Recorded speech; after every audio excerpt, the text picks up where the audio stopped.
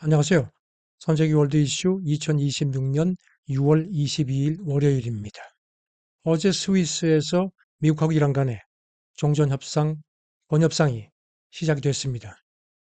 그런데 시작하자마자 지금 삐그덕거립니다. 트럼프가 이란에 대한 또 압박성 발언을 하고 이란이 여기서 발끈해서 한 80분 정도 회담이 이루어지긴 했는데 정회되고 나서 이란 대표단이 협상장을 박차고 나갔다는 소식인데 지금 미국 언론은 그렇다고 뭐 결렬된 건 아니고 뭐 물밑에서 접촉이 이루어지고 있다고는 합니다. 근데 조금 좀 위태위태합니다. 발단은 트럼프로부터 나왔습니다. 회담을 앞두고 어, 이란 필요하면은 미국이 직접 호르무즈를 통제하고 통행료를 받을 수 있다. 그리고 이제 페제스키안 이란 대통령이 이란 농축권 수호를 밝혔는데 여기 대해서 입조심하라고 경고를 했습니다. 그렇게 이제 폭스뉴스 기자하고 통화하면서 얘기를 한 걸로 회담 직전에 보도가 됐습니다. 그래서 지금 여기 대해서 이란이 발끈합니다. 이란 대표단 단장인 갈리바프 의회 의장이 미국의 위협을 심각하게 받아들이지 않지만 신중하게 바라는 게 좋겠다.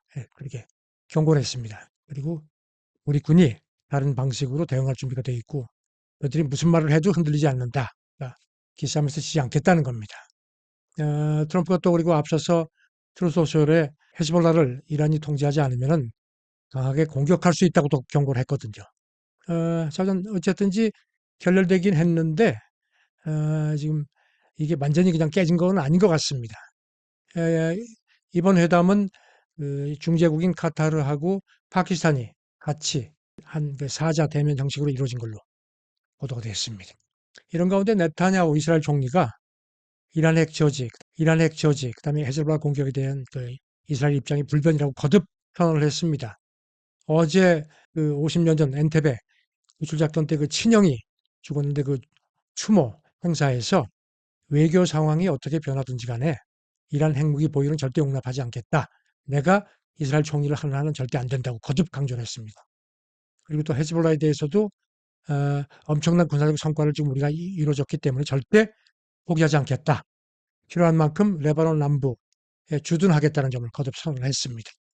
이렇게 지금 네타냐후가 계속 마이웨이를 고집하는 데 대해서 지금 트럼프가 뭐 그동안에도 계속 견제를 해온 걸로 알려졌는데 아주 결국 폭발했습니다. 어, 트루소셜에 그 네타냐후 이런 글을 공유를 했습니다. 트럼프가.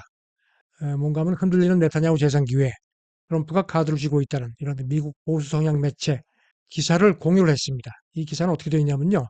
트럼프가 앞서 이스라엘 매체하고 인터뷰하면서 누가 이스라엘 총선에 출마하는지 지켜봐야 한다면서 이제 이렇게 네타냐후를 이제 이런 식으로 부르죠. 하고 좋은 관계를 유지하지만 그가 더 이성적일 필요가 있다. 이렇게 지적을 꼬집었습니다.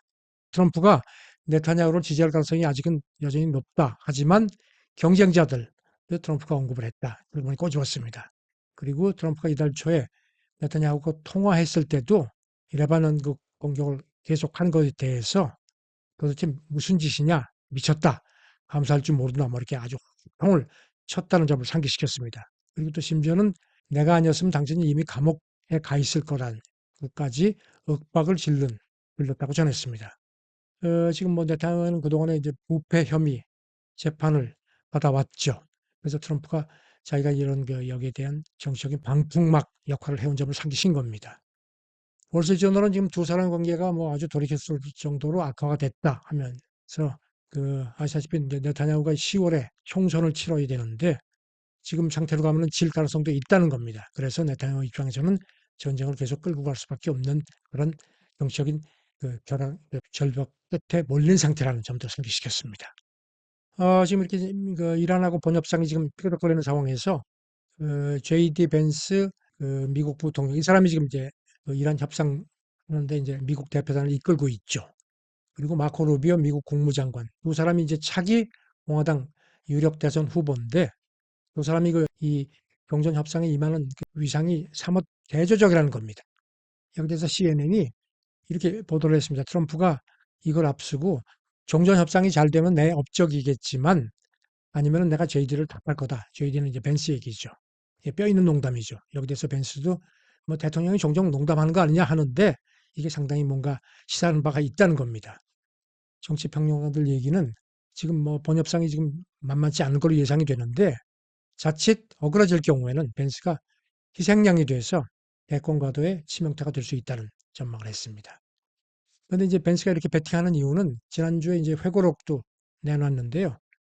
자기가 사실 벤스는 전쟁에 상당히 반대했던 걸로 알려지고 있습니다. 그래서 트럼프하고도 조금 삐거덕거렸는데 이제 벤스가 이제 아니다 싶어서 돌아섰다는 겁니다. 그래서 트럼프를 위해서 총대 매기를 한 것 같다. 그래서 정전 협상을 잘 이끌어 가지고 이거를 자기의 어떤 그런 차기 대권 구도를 굳히는 발판, 이게 트럼프의 마음에 들어야 한다는 그런 점을 깨달은 것 같다는 겁니다. 그래서 트럼프 리스크를 감수하고 총대 매기에 나선 것 같다는 분석이 나오고요. 반면에 루비오는 거리를 둔다는 겁니다.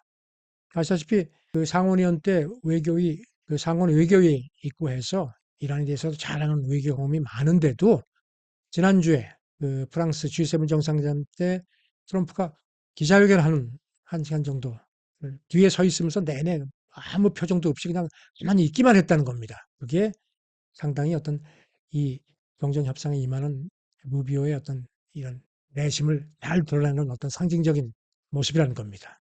그래서 향후 대권을 의식해서 자기가 좀 뭔가 차별적으로 거리를 두려는 것 같다. 그래서 여기 대해서 이제 트럼프 측근 인사가 이름을 밝히지 말라 그러면서 CNN에 자기가 볼 때는 여러 가지 상황을 볼 때는 루비오가 향후 대권 가도에서도 유리한 입장이 아니겠느냐 이렇게 또 봤습니다. 트럼프가 지금 이렇게 뭐 국내적으로 뭐 여러 가지로 어려움이 많은데도 계속 어떤 그 해외 선거에 계속 자꾸 훈수를 둡니다. 지금 영국 스타머 총리 지난주 이제 지방선거에서도 졌죠. 그래가지고 지금 뭐 거의 뭐 실각할 위기에 아주 그냥 굉장히 높은 상황이라는 분석이 지배적입니다. 그래서 뭐 이러면은 현지 시간으로 월요일쯤 뭐 사임을 발표할 것 같다는 관측이 나오는데요. 트럼프가 또 한마디 했습니다. 어제 트루소셜에 그가 사임할 거다. 그러면서 이민 정책, 그다음에 에너지 정책에서 꽤 실패했다. 이제 국회 유전을 열어라. 왜냐하면 이제 이 스타머 노동당 정부가 태양광 발전에 굉장히 관심을 보여온 점에 대해서 굉장히 불만을 보여왔죠. 사실 영국하고 그렇게 나쁘지가 않았습니다. 미국이. 아, 지난해 같은 경우에는 기억하시겠지만 그 관세 전쟁 와중에도 미국하고 영국이 처음으로 무역 합의를 하는 등 나쁘지 않았는데 트럼프가 이제 그린란드 뭐 병합하겠다 이런 얘기하면서 이제 금이 가기 시작했고 급기야 이란 전쟁 영국이 거리를 두는 바람에 이제 그야말로 마찰이 상당히 심해졌다는 분석입니다. 지금 트럼프가 중남미 그에 대한 그런 압박을 굉장히 강화해 왔죠. 그야말로 여기는 이제 내 거다. 특히 이제 중국을 견제하는 그런 농도가 높아졌는데 그래서 그런지 지금 이제 룰라 브라질 대통령이 이제 오는 여기도 이제 10월에 대선이 있습니다. 그래서 통산 네 번째 그 대권에 도전을 할 예정인데요. 대놓고 대선에 트럼프한테 대선에 간접하지 말라고 경고를 했습니다. 지난주 그 프랑스 G7 정상회담 끝나고 제네바에 가서 기자들을 만났습니다. 그러면서 트럼프 대통령이 자신만의 이념을 가질 권리는 있다. 하지만 브라질 정권은 우리 일이다. 간섭하지 말라. 그리고 이제 덧붙이기를 그 보우소나루 전 대통령, 이거는 이제 트럼프하고 가깝죠. 뭐 트럼프하고 굉장히 밀착하고 있는데 그건 뭐 내가 관여하지 않겠다. 하지만 브라질 선거에 개입하면 안 된다. 그렇게 거듭 경고를 했습니다. 왜냐하면 트럼프가 앞서서 브라질 정치 상황이 굉장히 위험해 보인다고 그랬거든요. 그리고 또 덧붙이기를 그들이 매우 터프하게 보이지만 미국보다 더 터프한 나라는 없다. 또 이렇게 주장도 덧붙였습니다. 지금 이런 그 트럼프가 이렇게 강하게 나오는 이유가 브라질 대법원이 그 보우소나루 삼남 그 전 의원인데요. 실형을 선고했습니다. 이 사람이 그 브라질 사법부 같은 데를 제재하도록 미국 정가에 로비한 혐의에 대해서 브라질 대법원이 실형을 확정을 했습니다. 그래서 지금 여기에서 이제 보우소나루 가문이 발표하고 특히 이제 보우소나루 장남이 그 플라비오라는 상원의원인데 이 사람이 지금 이번 대선에서 룰라의 가장 강력한 경쟁자입니다. 그러니까 이제 이런 대선까지 연계가 된 겁니다. 지금 트럼프하고 룰라는 G7 그 정상회담 기간에 서로 마주치긴 했는데 뭐 인사도 나누지 않고 아주 냉랭했습니다. 트럼프의 그 서반구 개입 아주 노골적이죠. 이런 사이에 지금 보면은 지난 한 7, 8개월 사이에 볼리비아, 코스타리카, 칠레에서 선거가 있었는데 우파 정권이 들어섰고요. 그 다음에 이제 최근에 가장 최근에 이제 페루하고 콜롬비아. 여기는 지금 이제 작년 대선, 지난번 대선에서 좌파가 집권을 한 데입니다. 그런데 이제 페루도 이달 초에 대선 결선이 있었고, 콜롬비아가 어제 여기도 대선 결선을 했는데, 지금 우파가 물론 아주 차이가 크지 않지만 지금 승리 가능성이 상당히 높은 걸로 점쳐집니다. 특히 페루 같은 경우는 이제 그 후지모리 전 대통령 딸인 게이코 후지모리가 우파 후보인데, 여기가 지금 이제 아주 조금 간발차로 앞서는 걸로 보입니다. 지금 현지 언론도 그렇고 금융시장도 후지모리가 승리할 거다. 왜냐하면 해외에 있는 유권자들이 대개 그 우파 쪽을 현재 재검표가 이루어지기 때문에 이런 상황인데요. 다음 달 중순께나 선거 결과가 공표될 것 같습니다. 콜롬비아도 지금 보면은 어제 대선 결선이 있었고, 개표율이 한 65% 상황에서 극우 성향의 후보가 지금 당선 가능성이 높은 걸로 보입니다. 이 사람도 뭐 굉장히 강합니다. 대형 감옥을 짓겠다, 뭐 치안 강화한다, 그다음에 공공지출 줄이고 친기업 친시장 정책. 그래가지고 상당히 돌풍을 일으켰습니다. 그 대선 1차 투표에서도 예상을 뒤엎고 1위에 올랐고요. 그래서 좌파 후보를 지금 압도하고 있습니다. 지금 아시다시피 중남미 대선에서 이렇게 우파가 잇따라 강세를 보이는 이유는 뭐 짐작하시겠지만, 그 고질적인 카르텔 범죄에 대한 어떤 치안 악화 피로감, 그다음에 이제 좌파 정권들의 어떤 그 재정 악화 문제, 그다음에 이제 여기다가 플러스 트럼프 입김이 작용했다는 분석이 지배적입니다.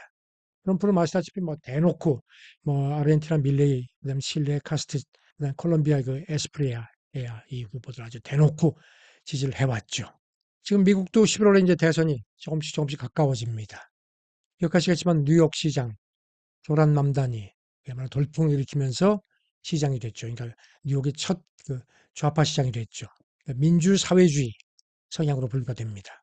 그런 가운데 지금 보면 워싱턴 DC 여기도 이제 민주당 텃밭인데, 지난주에 민주당 예비 선거에서 여기도 30대 제니스 루이스 조지 그런 30대 후보가 이겼습니다. 어, 워싱턴 DC도 그 민주당세가 강하기 때문에 민주당 그 예선에서 당선되면 거의 뭐 시장이 된 거나 다름이 없습니다. 이 사람은 노동자 세입자 권리 같은 거 강화를 굉장히 옹호를 해왔고요.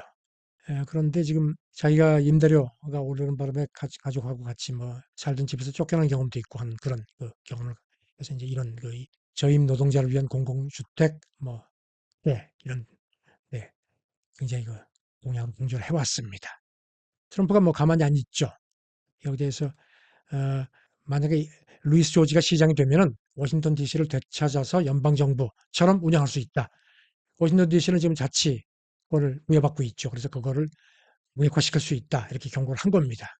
여기 대해서 지금 미국 언론은 맘다니에서 지금 이제 이 루이스 조지까지 지금 이제 당선 가능성이 높고, 그리고 이제 작년 11월 시애틀 여기도 이제 민주당 지역인데 여기서도 민주사회주의자를 자처하는 그 정치 신인 KT 윌슨이 시장이 됐죠. 그래서 이번 중간 선거에서 과연 이런 민주사회주의 바람이 어디까지 불 것이냐, 이것도 완전 포인트로 지적을 했습니다. 트럼프가 지금 뭐 이렇게 이제 국내적으로 많이 몰리는 상황에서 해외에 있는 우군을 많이 확보하려는 그런 모습입니다. 선거에 계속 훈수를 두고 개입하는 게 이른바 좀 자기식의 교통정리를 하는 것 같습니다. 반면에 미국 내에서는 이런 식의 그 트럼프의 일방주의, 이런 또 역풍, 민주사회주의 역풍이 부는 모습입니다. 과연 그 역풍이 어디까지 갈지, 선거 이런 움직임들이 어떨지가 상당히 관심이 갑니다. 감사합니다.